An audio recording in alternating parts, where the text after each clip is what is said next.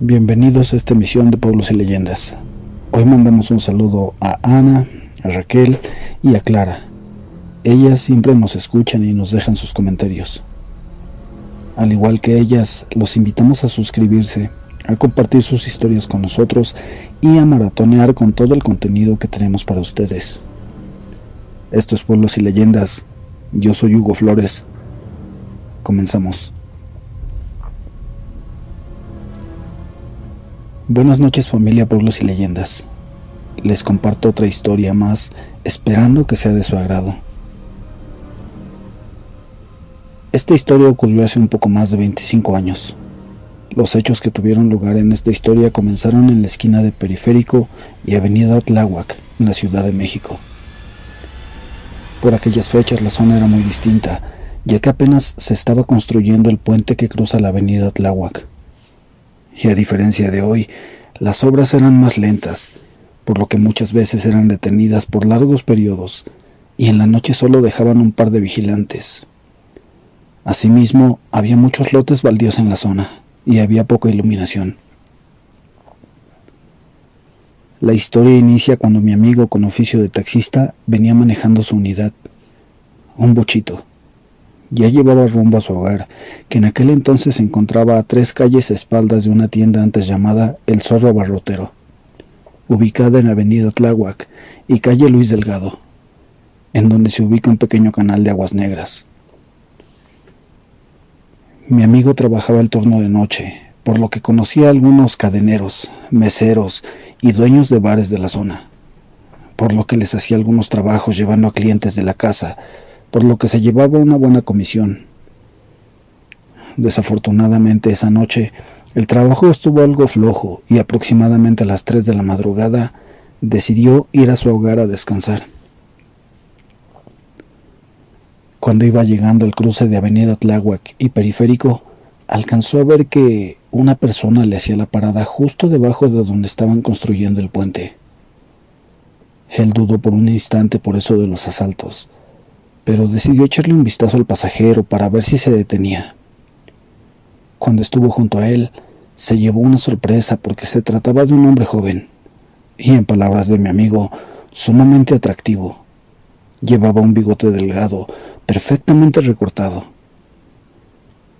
Lo que a mi amigo le causó más curiosidad era la forma en que estaba vestido. El individuo llevaba un traje a rayas como los utilizados por los gángsters de los años 20, un sombrero de ala corta, y en su mano llevaba un portafolios de piel negra. El hombre se veía muy delgado, no muy alto, como de unos 70. Mi amigo es un mastodonte de 1,90 y más de 100 kilos, que era muy bueno para los puños. Por alguna extraña razón, mi amigo se sintió intimidado por ese individuo. Tal vez por la hora, el lugar o el hecho de que ese hombre tenía la piel increíblemente pálida. Por un momento mi amigo dudó en darle servicio, pero prefirió preguntar primero a dónde se dirigía y utilizar eso como excusa. Cuando mi amigo le preguntó, el hombre, con una voz demasiado profunda para su estatura y complexión, le dijo: «Al centro de Tláhuac, por favor. Le pagaré bien». Entonces, a regañadientes, y tomando en cuenta que el turno había estado flojo y que por esas fechas su mujer estaba embarazada de su primer hijo, accedió a llevarlo. Durante el trayecto mi amigo se sentía bastante inquieto, ya que a excepción de cuando subió el individuo, no pronunció ni una sola palabra, haciendo así un incómodo silencio. El pasajero venía sentado del lado contrario del chofer con sus portafolios en las piernas. Si alguien viajó en taxi en aquel entonces, los bochos no tenían el asiento del copiloto. El pasajero venía mirando hacia la calle, y aunque no había tanta iluminación como ahora, los postes por los que pasaban no iluminaban el rostro del sujeto. Era como si la luz se escapara. Mi amigo venía muy tenso, y esta sensación aumentó cuando pasaron justo enfrente del Panteón Civil de San Lorenzo Tezonco. Mi amigo venía tan mal que simplemente se pasaba los saltos sin precaución. Evitaba a toda costa ver al pasajero por el retrovisor. Cuando el taxi llegó al arco de Zapotitlán, mi amigo se sentía tentado a bajar al pasajero aunque no le pagara. Desafortunadamente, y por alguna extraña razón, las palabras no le salían de la boca. Llegando a la secundaria 126, una nueva sensación se sumó a la incomodidad de mi amigo. A pesar de la oscuridad, sentía la mirada del pasajero clavada en su nuca. Mi amigo se detuvo en el semáforo que está enfrente de la secundaria. Se atrevió a voltear. El sujeto seguía mirando a la calle y también volteó a ver a mi amigo y le sonrió. Algo en la sonrisa de ese sujeto le puso los pelos de punta, ya que cuando volteó al frente para reanudar la marcha, le pareció que los ojos del pasajero brillaron en la oscuridad. Pasaron 2 semáforos más y vio la torre de agua de una compañía llamada Sisa. Prácticamente estaba cerca de El Zorro Abarrotero. Dando la vuelta estaba su hogar. Pero justo en ese momento volvió a sentir la mirada del individuo clavada en él. Pero algo había cambiado. El ambiente dentro del taxi se volvió helado. Mi amigo aún así estaba sudando. En esta ocasión no se atrevía a voltear porque sabía que a sus espaldas estaban la locura y la muerte. Algo le decía que la cosa que había recogido no era un hombre. Era uno de esos seres que eran la encarnación del caos primigenio del universo, ante los cuales hasta los mismos demonios eran cosa de niños.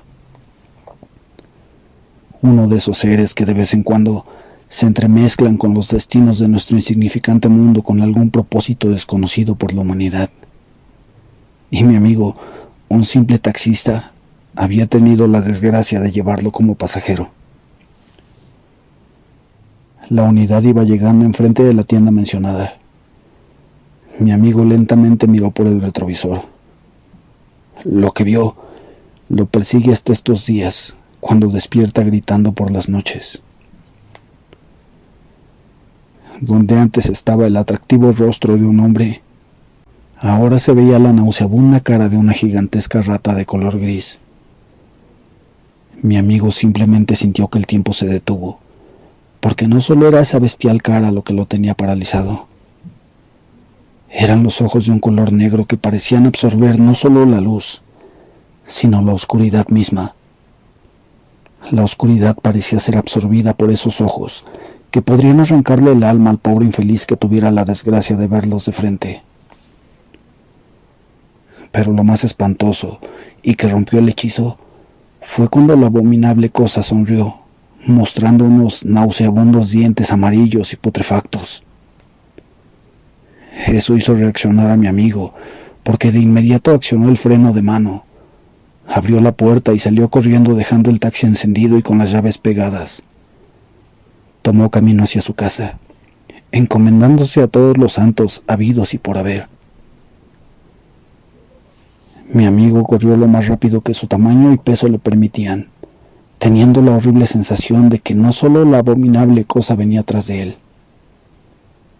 También sentía que la misma realidad se distorsionaba, ya que a pesar de vivir solo a 3 calles de la avenida, él sentía que la calle se hacía infinitamente larga, por lo que su desesperación se volvió una verdadera tortura. Por un momento sintió que su corazón se iba a detener, pero pensar en su mujer y su futuro bebé le dio la fuerza para no decaer, y por fin llegó a su casa. Prácticamente pateando la puerta y gritando como un poseído, por lo que sus papás, hermanos y algunos vecinos se despertaron con el escándalo.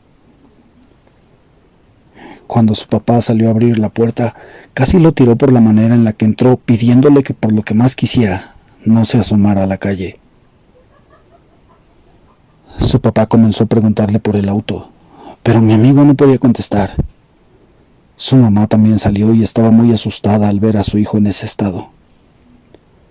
Sus hermanos también salieron a ver qué era lo que había pasado. pero como mi amigo no se podía controlar, su papá tuvo que darle una bofetada para calmarlo. Poco a poco mi amigo se tranquilizó y comenzó a contarles lo que había pasado. Su madre comenzó a rezar la Magnífica, una oración sumamente conocida para alejar el mal. Llegaron algunos vecinos a tocar la puerta. Cuando sonó la puerta, mi amigo se estremeció, pidiéndole a su familia que no saliera. Al ver que eran unos vecinos, uno de sus hermanos salió a abrir, por lo que poco a poco se reunieron más personas escuchando el relato. Algunas de las señoras que llegaron se unieron a los rezos. Su papá insistía en ir por el coche, pero mi amigo dijo que por nada del mundo regresaría hasta que no saliera el sol. Poco a poco comenzó a amanecer. Aproximadamente a las 5:30 de la mañana, mi amigo junto con su papá, sus hermanos que también eran muy grandes y varios vecinos fueron a donde habían dejado el coche. Cuando llegaron no había nadie en el carro. Ya se había apagado. Asimismo, cuando lo revisaron, la marimba del dinero estaba intacta, no faltaba nada, pero en el asiento trasero se encontraba el portafolios que el ser llevaba en sus manos. El papá de mi amigo sacó un costal que siempre llevaba en el cofre del taxi. Sin abrir el portafolios lo metió dentro de este, junto con algunas piedras que recogió en la zona. Arrojaron el costal al canal de aguas negras que corre sobre la calle Luis Delgado, y este se hundió para nunca más ser encontrado. Ya han pasado un poco más de 25 años de aquel suceso, pero aún hay ocasiones en las que mi amigo se despierta gritando por las noches, ya que sabe que la cosa que subió a su taxi en aquella madrugada era algo más allá del entendimiento humano. Mi amigo ahora trabaja en Uber y por ningún motivo trabaja de noche. Sabe que en algún lugar puede seguir acechando el pasajero.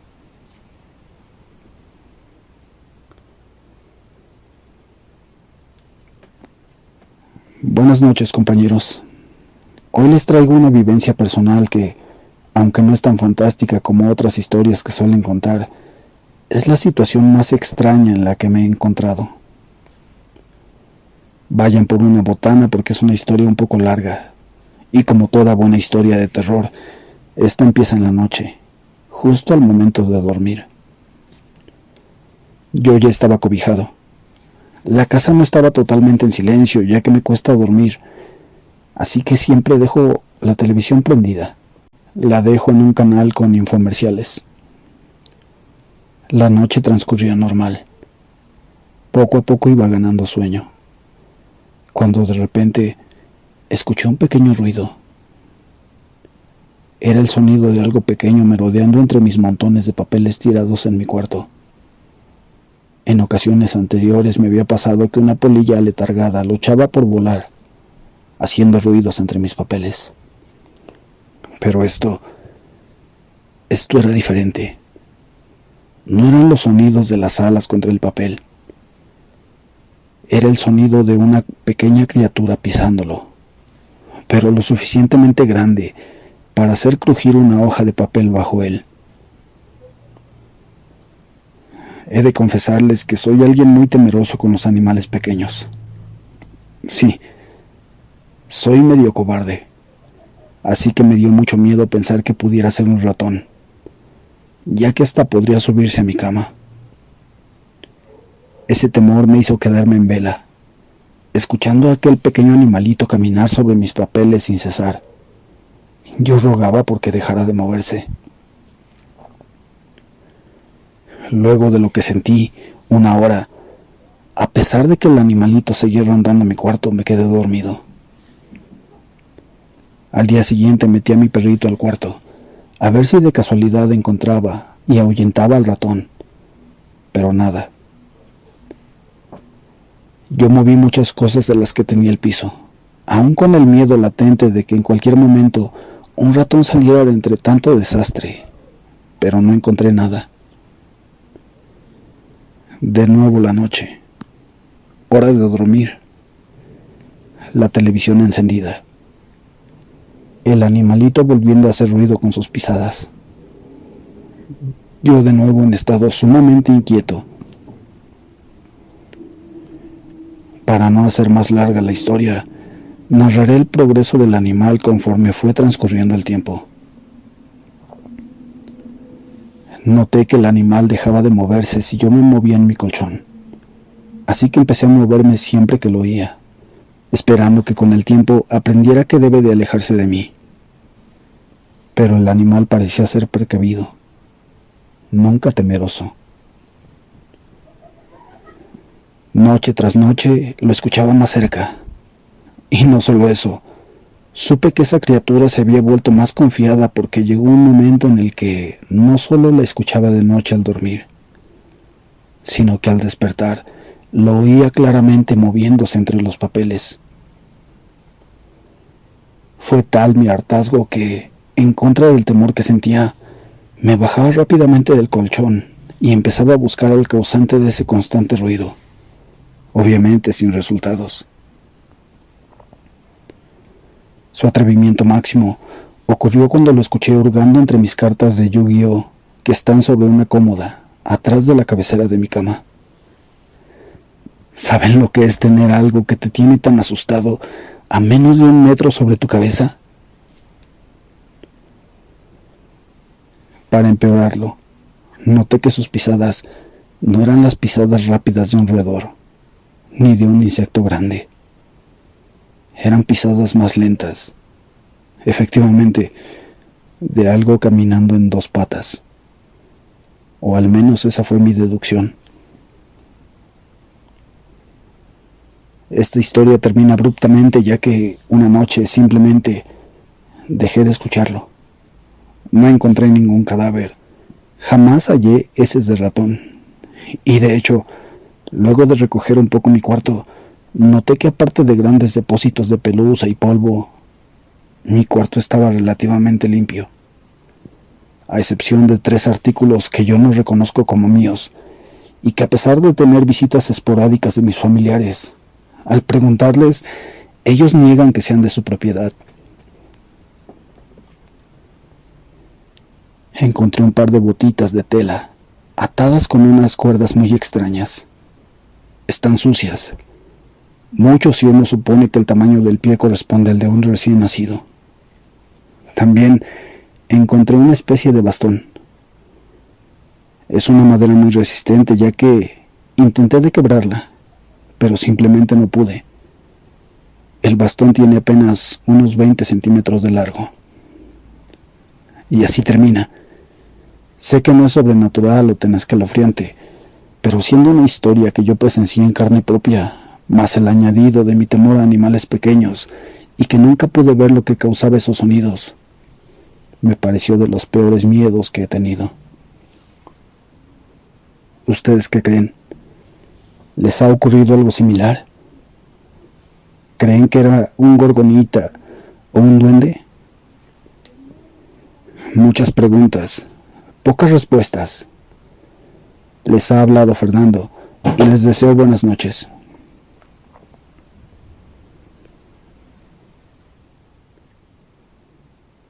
Es así como llegamos al final de esta transmisión. Los esperamos la madrugada del próximo miércoles. Y no olvides cerrar la puerta.